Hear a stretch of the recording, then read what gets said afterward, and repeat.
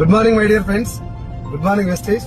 20 సంవత్సరాలు చదువుకొని ఏదో ఒక జాబ్ వచ్చిన తర్వాత మన చదువుకు సంబంధం లేనటువంటి జాబ్ చేసుకుంటూ కేవలం ఫ్యామిలీని పోషించడం కోసమే జాబ్ చేసుకుంటూ మనకున్నటువంటి కళల్ని మొత్తం నిర్వీర్యం చేసుకొని ఇక మన బతికింతే అని చెప్పి ఈఎంఐల ఊబిలో కూరుకుపోయినటువంటి నాలాంటి చాలా మంది జీవితాల్లో వెస్టీజ్ లాంటి ఒక ఆపర్చునిటీ వచ్చిన తర్వాత 45 సంవత్సరాలు నేను జాబ్ కోసం కష్టపడడానికి సిద్ధపడ్డా.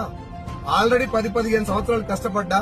ఇక్కడ కేవలం 2 సంవత్సరాలు అదే కష్టం ఇక్కడ పెడితే 2 సంవత్సరాలు గట్టి కష్టపడితే 3 తరాలు మారిపోతాయని తెలిసిన తర్వాత ఇది అర్థమైనటువంటి ప్రతి ఒక్కరూ ప్రాణం మొత్తం పెట్టి 24/7 లాగా వెస్టీలో పనిచేస్తున్నారు, జీవితాలు మార్చుకుంటున్నారు.